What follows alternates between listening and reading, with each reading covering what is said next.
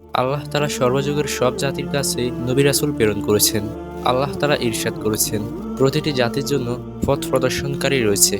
সূরা আর-রাদ আয়াত ১৩। অন্যত্র ইরশাদ করেছেন, আমি রাসূল প্রেরণ না করে কাউকে শাস্তি দিই না। সূরা বনী ইসরাঈল আয়াত ১৬৫। সব নবী রাসূলগণেরই কোনো না কোনো পেশা ছিল। তারা অন্যের উপর নির্ভরশীল হতেন না, বরং স্বীয় হস্তে অর্জিত জিনিস ভক্ষণ করাকে পছন্দ করতেন। মহানবী সাল্লাল্লাহু আলাইহি ওয়াসাল্লামকে প্রশ্ন করা হয়েছিল, কোন ধরনের উপার্জন উত্তম ও শ্রেষ্ঠ? তিনি প্রত্যুত্তরে বলেন, ব্যক্তির নিজ হাতে কাজ করা এবং সৎ ব্যবসা। সৈয়দি আদ-দুরুল মানসুর খণ্ড ৬ পৃষ্ঠা ২২০। রাসূলুল্লাহ সাল্লাল্লাহু আলাইহি ওয়াসাল্লাম বলেছেন, হালাল রুজি অর্জন করা ফরজের পর একটি ফরজ। সহিহ বুখারী ও মুসলিম। একদা ঈসা আলাইহিস সালাম এক ব্যক্তিকে অসময়ে ইবাদতখানায় দেখে প্রশ্ন করলেন, তুমি এখানে বসে কি করছো? তোমার রিজিকের ব্যবস্থা কে করে? লোকটি তখন বলল, আমার ভাই আমার রিজিকের ব্যবস্থা করে। ঈসা আলাইহিস সালাম তাকে বললেন, সে তোমার চেয়ে অনেক উত্তম। হেদায়েতুল মুরশিদিন। কবির ভাষায় নবীর শিক্ষা করুণা ভিক্ষা। মেহনত করো সবে। নবী রাসূলরা হলেন পৃথিবীর শ্রেষ্ঠ মানব। তারা স্বহস্তে অর্জিত সম্পদের জীবিকা নির্বাহ করতেন। কিন্তু তারা জীবিকা নির্বাহের জন্য কে কোন পেশা বেছে নিয়েছিলেন? প্রিয় দর্শক, আজকের এই ভিডিওতে আমরা তাই জানবো ইনশাআল্লাহ। ভিডিওটির শেষ পর্যন্ত আমাদের সাথেই থাকুন। হযরত আদম আলাইহিস সালাম, তিনি পেশায় একজন কৃষক ছিলেন। তিনি চাষাবাদ করে জীবিকা নির্বাহ করতেন। তার ছেলেদের পেশাও ছিল চাষাবাদ। তাছাড়া তিনি তাঁতের কাজও করতেন। কারো কারো মতে তার পুত্র হাবিল পশুপালন করতেন। কৃষিকাজের যন্ত্রপাতির নাম আল্লাহ তাআলা তাকে শিক্ষা দিয়েছেন, যেমন আল্লাহর বাণী। আর আল্লাহ আদমকে সব নামের জ্ঞান দান করেছেন। সূরা বাকারা আয়াত ৩১। হযরত শীস আলাইহিস সালাম, তিনিও একজন কৃষক ছিলেন। তার পুত্র মাহমাইল সর্বপ্রথম গাছ কেটে জ্বালানির কাজে ব্যবহার করেন। তিনি শহর, নগর ও বড় বড় কিল্লা তৈরি করেছেন। তিনি বাবেল শহর প্রতিষ্ঠা করেছেন। ইবনে কাসির। হযরত ইদ্রিস আলাইহিস সালাম, তার পেশা ছিল কাপড় সেলাই করা। কাপড় সেলাই করে যে উপার্জন করতেন তা দিয়ে তিনি জীবিকা নির্বাহ করতেন। ইদ্রিস শব্দটি দিরাসা শব্দ থেকে নির্গত। তিনি বেশি পরিমাণে সহিফা পাঠ করতেন বলে তাকে ইদ্রিস বলা হয়। পড়াশোনার প্রথা তার সময় থেকেই চালু হয়।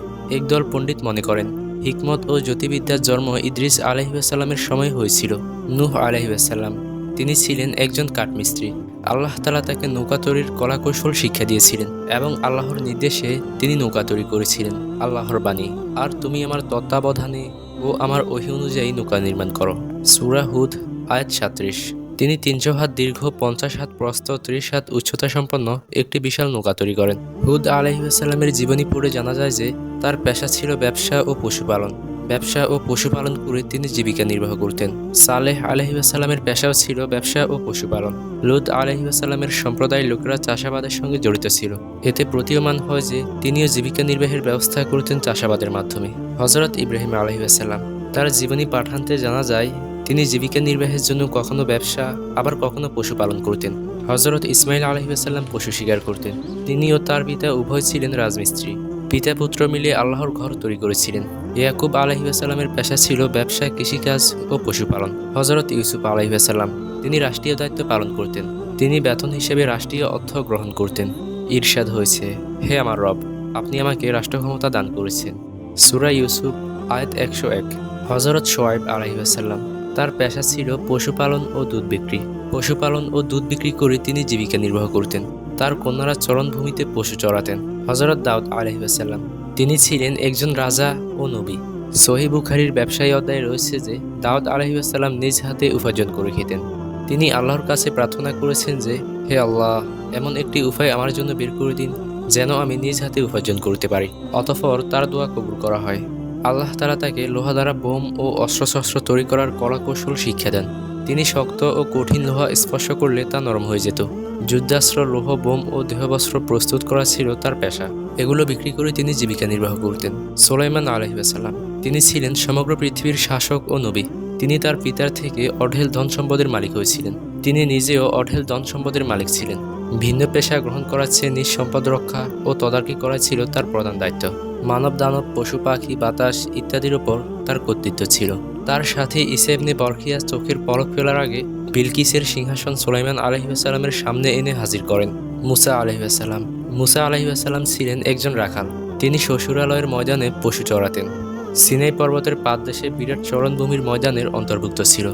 লোকজন সেখানে পশু চড়াত। তাদের মধ্যে একজন ছিলেন মুসা আলাইহিস সালাম। ৮ বছর তিনি স্বীয় শ্বশুর শোয়াইব আলাইহিস সালামের পশু চড়িয়েছেন। হারুন আলাইহিস সালামের পেশাও ছিল পশুপালন। পশুপালন করে তিনি জীবিকা নির্বাহ করতেন। ইলিয়াস আলাইহিসসালামের পেশাও ছিল ব্যবসা ও পশুপালন। হযরত আইয়ুব আলাইহিসসালামের পেশা ছিল গবাদি পশুপালন। তার প্রথম পরীক্ষাটি ছিল গবাদি পশুর ওপর। ডাকাতরা তার পশুগুলো লুট করে নিয়ে গিয়েছিল। আনোয়ারে আম্বিয়া ইউনুস আলাইহিসসালামের গোত্রের পেশা ছিল চাষাবাদ, সুতরাং কারো কারো মতে তার পেশাও ছিল চাষাবাদ। জাকারিয়া আলাইহিসসালাম ছিলেন একজন কাঠমিস্ত্রি। আবু হুরায়রা রাদিয়াল্লাহু তাআলা আনহু থেকে বর্ণিত আছে যে রাসূল সাল্লাল্লাহু আলাইহি বলেছেন, জাকারিয়া আলাইহিসসালাম কাঠমিস্ত্রির কাজ করতেন, তাই তার শত্রুরা তার করাত দিয়েই তাকে দ্বিখণ্ডিত করে। সহিহ বুখারী হযরত ইয়াহইয়া আলাইহিসসালাম বর্ণিত আছে যে তিনি জীবনের একটি সময় জঙ্গলে ও জনহীন স্থানে কাটিয়েছেন।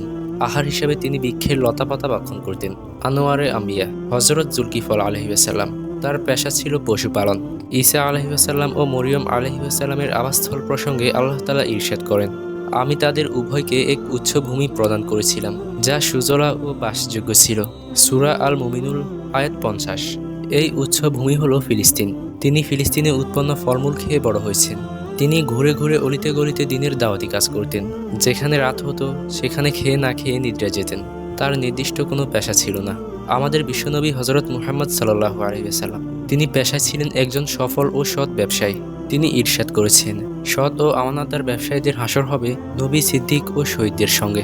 আদ-দুরুল মানসুর ৬ষ্ঠ খণ্ড পৃষ্ঠা ২২। তিনি গৃহের কাজ নিজ হাতে করতেন। বকরির দুধ দহন করতেন। নিজের জুতা ও কাপড় সেলাই ও ধোলাই করতেন। গৃহ ঝাড়ু দিতেন।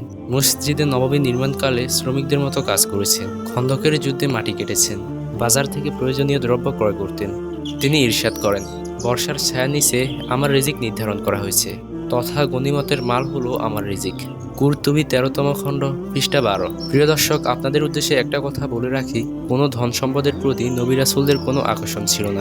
তারা কখনো ধন সম্পদ সঞ্চয় করতেন না এবং সঞ্চয় করা পছন্দ করতেন না। তারা সদা সর্বদা নিজেদের কষ্টার্জিত সম্পদ থেকে ভক্ষণ করা পছন্দ করতেন।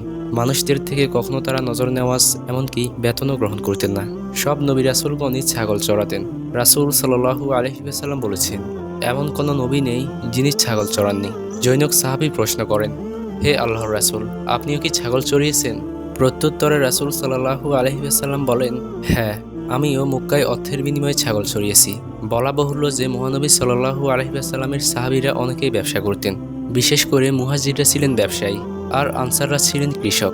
প্রিয় দর্শক, দেখতে পেলেন নবী রাসূলগণ কত সহজ সরল জীবনযাপন করতেন। পৃথিবীর শ্রেষ্ঠ মানব হওয়ার সত্ত্বেও তাদের মনে কোনো অহংকার ছিল না। তারা সর্বদা মানুষের সাথে ভালো ব্যবহার করতেন এবং মানুষের উপকার করতেন, মানুষকে হেদায়েতের পথে রাখতেন। তারা ছিলেন সচ্চরিত্রবান।